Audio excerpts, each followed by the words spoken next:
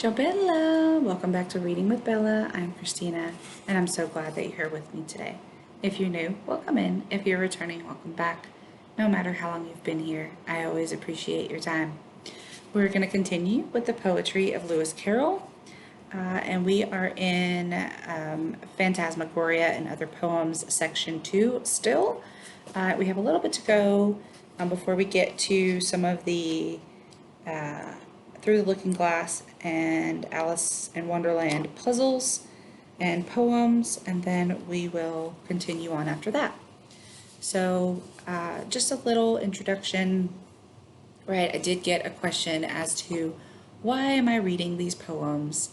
And I think that it's important for those people who like to listen, they're more of auditory learners, and also for those who maybe can't physically see the books. And things may not be available that they want to read in Braille or something like that.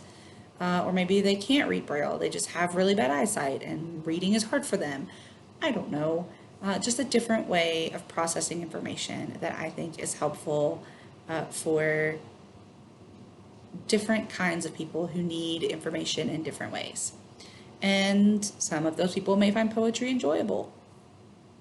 So, for those people, that's why I do it. I may be helping you do the dishes. I may be getting you through making beds or sweeping your floor, or if you have a drive that you want to take and put on my playlist and listen to all of these things, then that's why it's here. So I hope that you enjoy, and we are going to continue with the poems of Lewis Carroll.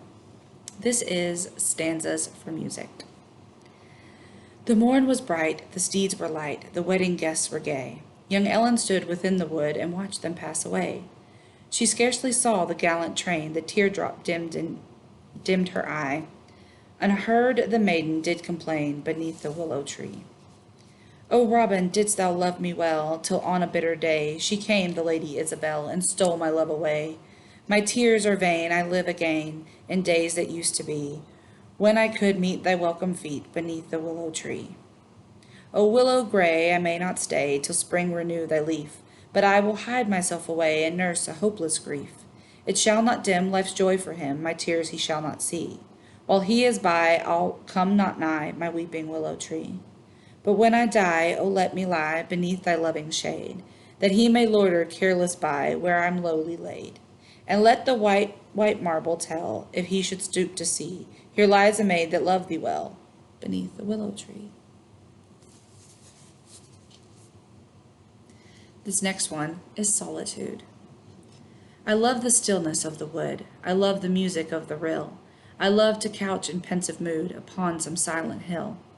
Scarce heard, beneath yon arching trees, the silver-crested ripples pass, and, like a mimic brook, the breeze whispers among the grass. Here from the world I win release, nor scorn of men, nor footsteps rude break in to mar the holy peace of this great solitude. Here may the silent tears I weep lull the vexed spirit into rest, as infants sob themselves to sleep upon a mother's breast. But when the bitter hour is gone, and the keen throbbing pangs are still, oh, sweetest then to couch alone upon some silent hill.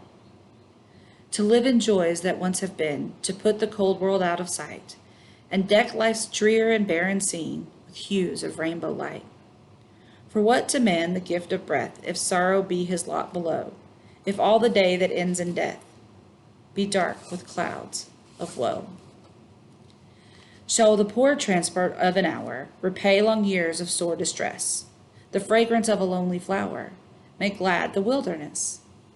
Ye golden hours of life's young spring, of innocence, of love and truth, bright beyond all imagining, thou fairy dream of youth. I'd give all the wealth that years hath plied, the slow result of life's decay, to once more be a little child for one bright summer's day. This is Only a Woman's Hair. Only a woman's hair, fling it aside, a bubble on life's mighty stream. Heed it not, man, but watch the broadening tide bright with the western beam. Nay, in those words there rings from other years the echo of a long, low cry, where a proud spirit wrestles with its tears in loneliest agony. And as I touch that lock, strange visions rise before me in shadowy throng, of a woman's hair, the joy of lovers' eyes, the theme of poet's song. A child's bright tresses, by breezes kissed, to sweet disorder as she flies, veiling beneath a cloud of golden mist, flushed cheek and laughing eyes. Or fringing like a shadow, raven black, the glory of a queen-like face, from a gypsy's sunny brow tossed back in wild and wanton grace. Or crown-like on the hoary head of age, whose tale of life is well nigh told, or last in dreams I make my pilgrimage to Bethany of old. I see the feast, the purple and the gold, the gathering crown of Pharisees, whose scornful eyes are sacred to behold, yon woman on her knees. The stifled sob rings strangely on mine ears, wrung from the depth of sin's despair, and still she bathes the sacred feet with tears, and wipes them from her hair. He scorned not then the simple loving deed of her the lowest and last. Then scorn not thou, but use with earnest heed this relic of the past. The eyes that loved it once no longer wake, so it lay with reverent care, touching it tenderly for sorrow's sake. It is a woman's hair. This next one is 3 Sunsets. He saw her once, and in the glance, a moment's glance meeting eyes, his heart stood still in sudden trance, he trembled with a sweet surprise. All in the waning light she stood, the perfect star of womanhood. That summer eve his heart was light, with lighter step he trod the ground, and life was fairer in his sight, and music was in every sound. He blessed the world where there could be so beautiful a thing as she. There once again, as evening fell, and stars peering overhead, 2 lovers met to bid farewell. The western sun gleamed faint and red, lost in a drift of purple cloud that wrapped him like a funeral shroud. Long time the memory of that night, the hand that clasped, the lips that kissed, the form that faded from his sight. So slinking through the tearful mist, and dreamy music seemed to roll through the dark chambers of his soul. So many years after he came, a wanderer from a distant shore, that street, the house were still the same, but those he sought were there no more. His burning words, his hopes and fears, unheeded fell on alien ears. Only the children from their play would pause the mournful tale to hear, shrinking in half alarm away, or step by step would venture near, to touch with timid curious hands the strange wild man from other lands. He sat beside the busy street, there where he last seen her face, and thronging memories bittersweet seemed yet to haunt the ancient place. Her footfall ever floated near, her voice was ever in his ear. He sometimes, as daylight waned and evening mists began to roll, in half soliloquy complained of that black shadow on his soul, and blindly fanned with cruel care the ashes of a vain despair. The summer fled, and the lonely man still lingered out the lessening days, still, as the night drew on, would scan each passing face with closer gaze, till, sick at heart, he turned away and sighed, "She will not come today." So by degrees his spirit bent to mock its own despairing cry, in stern self-torture to invent new luxuries of agony, and people all the vacant space with visions of her perfect face. Till for a moment she was nigh, he heard no step, but she was there, as if an angel suddenly were bodied from the viewless air, and all her fine ethereal frame should fade as swiftly as it came. So half in fancy's sunny trance, and half in misery's aching void, was set in stony countenance his bitter being he enjoyed, and thrust forever from his mind the happiness he could not find. As when the wretch in lonely room to selfish death is madly hurled, the glamour that of that fateful fume shuts out the wholesome living world. So all manhood's strength and pride one sickly dream had swept aside. Yea, brother, and we passed him there, but yesterday in merry mood, and marveled at the lordly air that shamed his beggar's attitude, nor heeded that ourselves might be wretched as desperate as he, who let the thought of bliss denied make havoc of our life and powers, and pine in solitary pride for peace that shall never be ours, because we will not work and wait in trustful patience of our fate. And so it chanced once more that she came by the old familiar spot, that face he would have died to see, bent o'er him, and he knew it not, too wrapped in selfish grief to hear, even when happiness was near. And pity filled her gentle breast for him that would not stir nor speak. The dying crimson of the west, that faintly tinged his haggard cheek, fell on her as she stood and shed a glory round the patient head. Awake, awake, the moments fly. This awful tryst may be the last. And see, the tear that dimmed her eye had fallen on him ere she passed.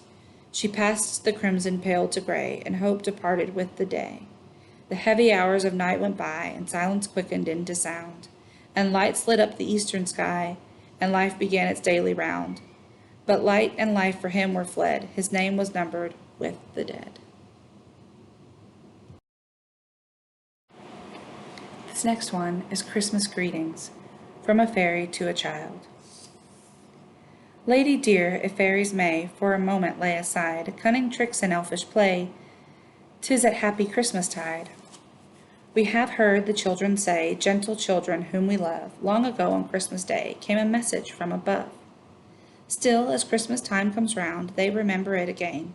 Echo still the joyful sound, peace on earth, goodwill to men. Yet the hearts must childlike be, where such heavenly guests abide, unto children in their glee, all the year's Christmastide. So, forgetting tricks and play, for a moment, lady dear, we would wish you, if we may, Merry Christmas, glad New Year.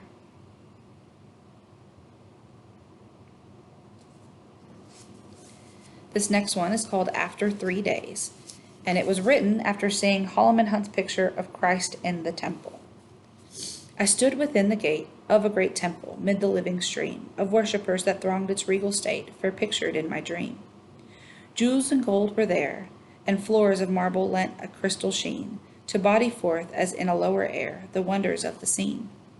Such wild and lavish grace has whispers in it of a coming doom, as rich as flowers lie strewn about the face of her that waits the tomb. The wisest of the land had gathered there 3 solemn trysting days.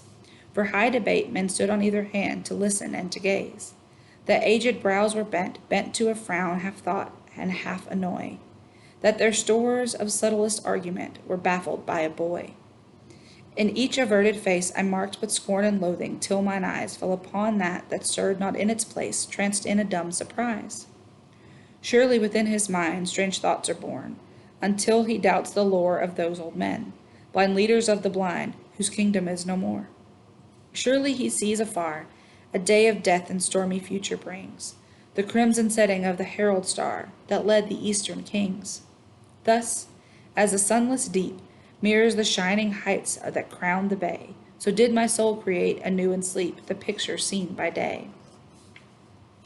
Gazers came and went, a restless hum of voices marked the spot, and varying shades of critic discontent, prating they knew what not. Where is the comely limb, the form attuned in every perfect part, the beauty that we should desire in him? Ah, fools and slow of heart! Look into those deep eyes, deep as the grave and strong with love divine, those tender, pure, and fathomless mysteries that seem to pierce through thine. Look into those deep eyes, stirred to unrest by breath of coming strife, until a longing in thy soul arise, that this indeed were life, that thou couldst find him there, bend at his sacred feet thy willing knee, and from thy heart pour out thy passionate prayer, Lord, let me follow thee. But as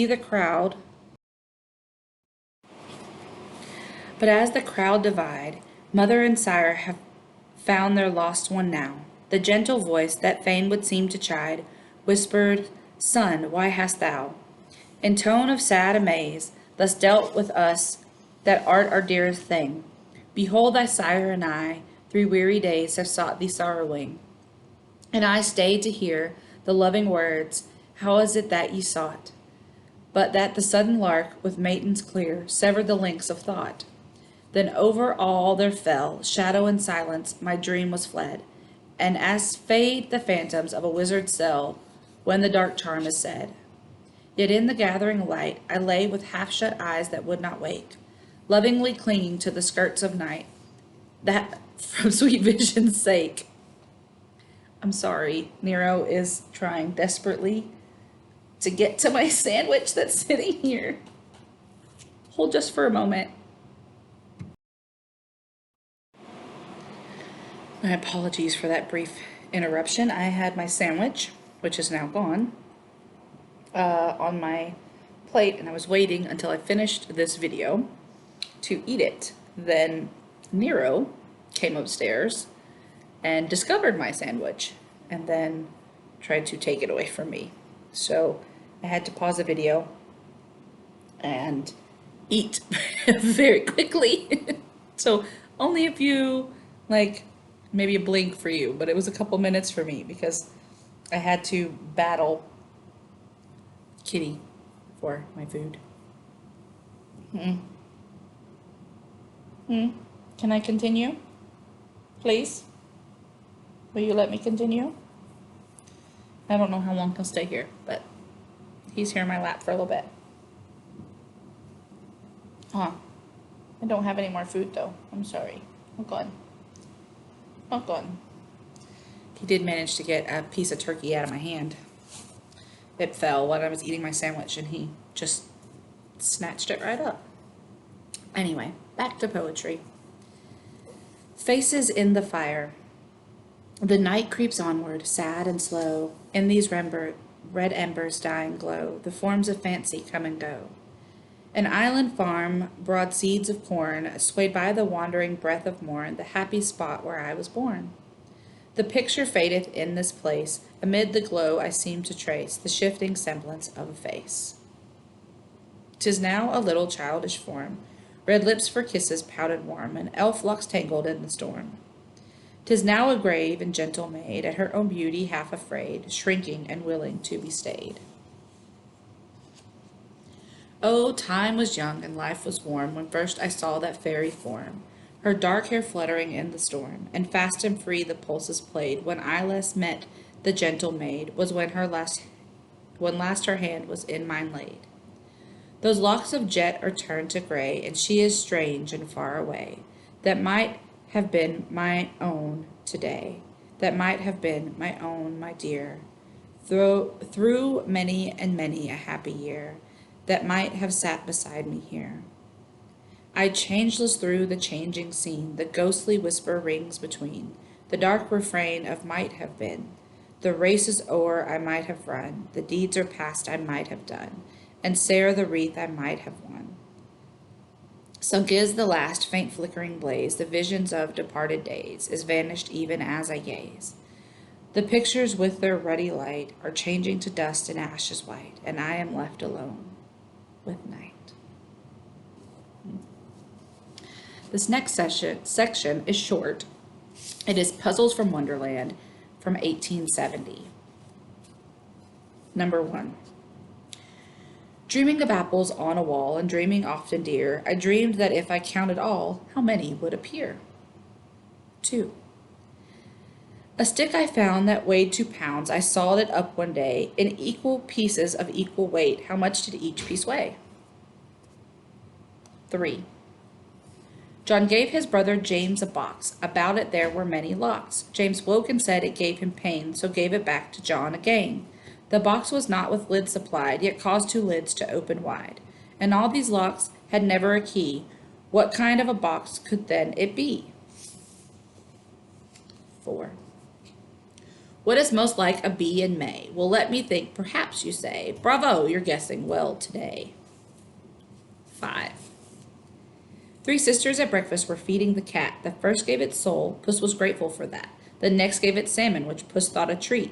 The third gave it herring, which Puss wouldn't eat.